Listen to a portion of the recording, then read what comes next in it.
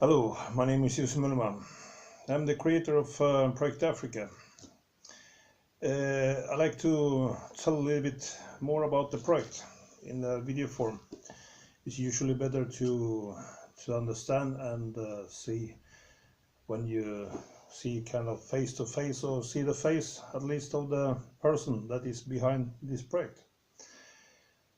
The Project Africa started up as an idea when I talk with people from DRC and about the situation of the poverty in the countries, and why there is why the poverty is not ending, because it's putting $60 billion every year from United Nations, and on top of that lots of other billions that pumping into Africa. And if you talk about DRC, we know that the Democratic Republic of Congo is a huge exporter of diamonds, and from entire Africa is about 55-60% of all diamonds in the world coming from Africa. So why then 24 countries, African countries, is poor? Why they don't have money? And we look at the Forbes list as well. There is huge rich people that making billions. So why they are not putting this money into the system to make Africa great and independent and end the poverty? So I started this 2 years, and we started up the Project Africa Association here in Fuengirola, Spain, and we had some African people on board and was exchanging ideas, experience, and why the situation is like it is. So the main problem is that the money is distributed in the wrong way. So there is money, but it distributed in the wrong way. Other main issue is that governments and the countries doesn't have any control over the money. For example, 80-90% of the businesses in the African countries doesn't pay any taxes at all. So how you can make money if the business doesn't pay taxes and the people is poor? So it's quite hard to start to make money from nothing. So I study different solutions that we put in one packet, and because I like circulations, ecological circulations, and I like to make it in ecological way. So first of all, what need to be done is the economical situations. So where in the world we can find a good example for the situation in Africa, the economic situation in Africa? I was studying lots of different countries' economy. The problem usually is that these countries using cash. So, and we know that in Africa they're using cash, and that is the problem. So we go to Sweden, and I've been living in Sweden for over 20 years. So now the Swedish system. So Sweden was creating 3 years ago a cashless system. We're not talking about any cryptocurrency or any soap currency now. We are talking about Swedish kroner. So they make it cashless. So we see the effect of this cashless economy in Sweden, that they saved billions. They don't need to transport the money, they don't need to print the money, they don't need to register money, they need to save the money, they need to distribute the money, and it's billions in savings that they done. And the same moment, the banks and shares for the banks gone sky high. That is the solution for Africa. Cashless economy in Africa is nothing new, because many of you may think that cashless economy in Africa is impossible. but it's actually nothing new, because in many countries in Africa, using mobile payments. So many operators have mobile payments, so you can pay with mobiles or buy with mobiles, things like drinks in the machine, tickets, or whatsoever. So it's pretty well known that how the cashless system is working. I have been during the last year in contact with huge gurus in technology, and looking into the possibility to create a network and the cashless economy, what kind of things it's needed, and these people that I've been in contact with come out with lots of ideas and lots of solutions. And of course, for them, they was professional into creating cashless economy networks and servers and payment systems and things like that. So for me, the thing was like this from the beginning. And after I sit with them and talking with them, it's gone down to this. So it's not a big deal for these providers or providers that will be doing and providing the system to Africa. So the cashless system will give the power of the economy to the government, because now when someone get in funds to the bank accounts, company get in funds for the bank accounts, the government can take part of the funds as taxes. Of course, this system will be automatical, pretty much automatic system, that it will be taking the funds that needed, so there's no one starting to manipulate and going in the middle, and some political or some that is in charge of the system try to get a small part there, a small part there, a small part there, a small part there, so it will be empty.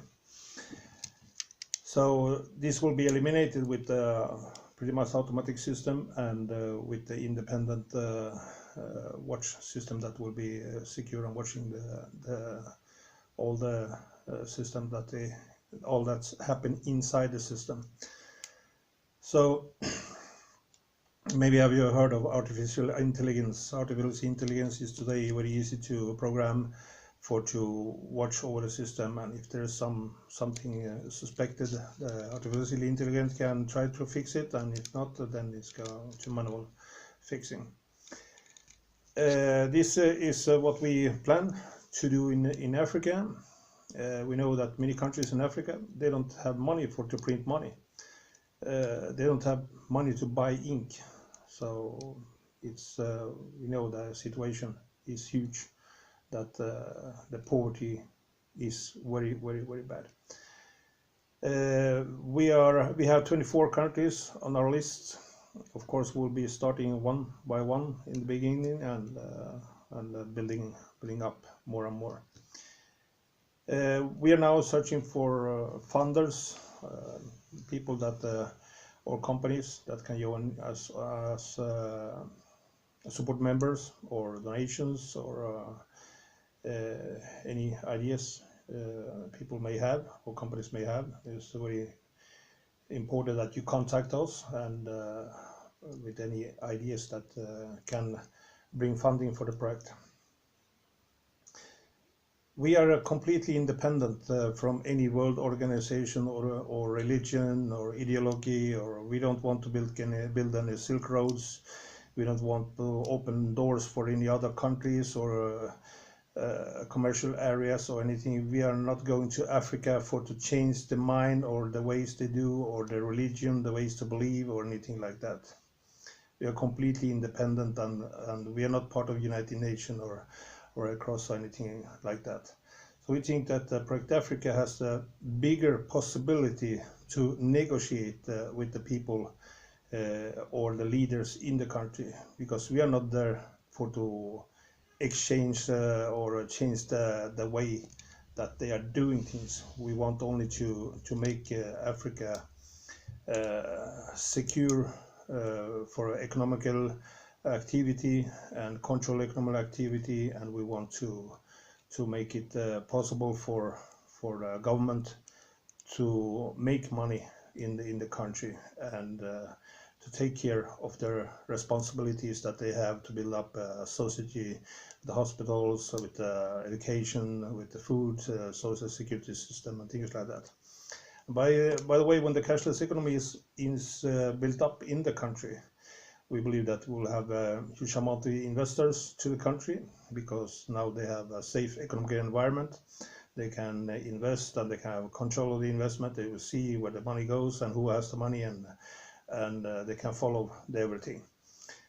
This is very important, and when they getting investors, and plus the tax revenue will go up 80-90% thanks to the cashless economy, and the government can get taxes from the businesses. So we look to make a huge economical boost in the countries, and this boost will be the funds from the money that this boost will be creating will go to end the poverty. So we're talking about the national salary. National salaries in Africa. We can talk about today many people living on the $20 a month. So if we put $50 or $100, because when these economical things is changing, you should is affecting that the salaries and price and things go smoothly up.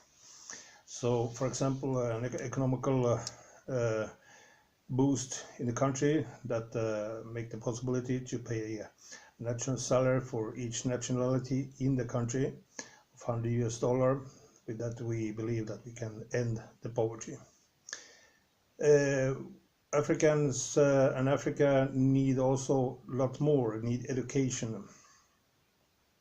In our education idea is to educate all the people, mainly on distance education. We'll build up new cities and reform cities, and the slum areas will be built up to new cities.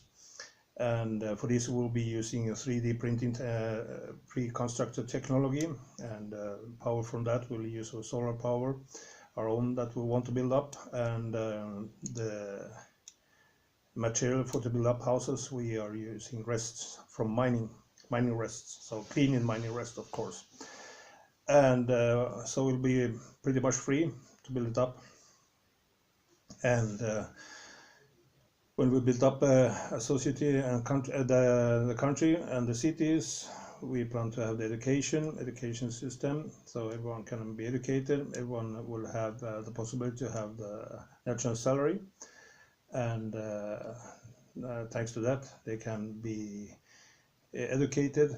And we want to use the Bill Gates idea to introduce robotic manufacturing system in African countries, and robots will be doing the work 24/7. But as Bill Gates' idea was that if a robot take a human's work, the robot need to pay taxes. So the robots will be, of course, paying some taxes. The good thing with robots is when they pay taxes, they never complain, and they usually never tired, or they don't want holiday, or they're very few times get sick and want to be off the work. Usually they always start in time and end in time and do what they need to do. And by this robotic manufacturing, we think we can produce very competitive prices, or the companies that will be doing the work, they can produce for very competitive prices, and make competition with maybe Asian countries in producing machinery, electronical, home electrics, and whatever. Everything that is today produced by robots or in the electric industry can be done in Africa. The good thing is with Africa is that there's sun, there's a lot of sun. So to build up solar farms, they used, for example, old mines, tap them with the solar farms, and a part of the solar farm will be making water. A very small part of the solar farm will be making water, and will be making millions of liters of water every day. And the good thing is that when you have a deep cave and you tap it with solar farms, and you have then a lot of space to put the tank inside, and the battery pack inside. First tank and under there the battery park to keep it cold, and then the same pipelines to the city. This will be like a very cheap solution, because it's keeping down the heat, and it's giving the water to the people and giving the electricity to the people and everything they need. Our commercial part, we plan to build up, of course, not only industry, hotels and things like that, business center, commercial centers, shopping malls, and things like that. We have been studying Chinese construction. In China, we can construct 50-60 floors in under a month, and we plan to use the similar construction, and using 3D printing technology to print out the pre-constructed things and transport them to the place, or making them on the place. That depends on the circumstances and where the city will be built. So this is our plan basically. So what we need also leaders in Africa. The leaders' work in Africa is to open the doors to the government, so we can have a talk with the government, also to have a contact with press, the media and press and TV, and to the people in the country, and tell about our project, that what we want to do in the African country, and that there is a solution to end the poverty. And we hope we get as many leaders as possible to join. If there is other leaders already in that country, so there's no problem. We can join the board and be one of the leaders on the board, and together we are stronger, because the more we are, the stronger we are. So that is very important. So thank you for watching the video, and I hope everyone enjoyed the video and enjoyed the idea. If there's any questions or anything, you're very welcome to contact us on the contact page, or you can contact me. On the Facebook, it's easy to find me, Jussi.Milma is my Facebook, or you can contact me by the Project Africa, mail at project-africa.net. So thank you for watching. Keep in contact. Bye.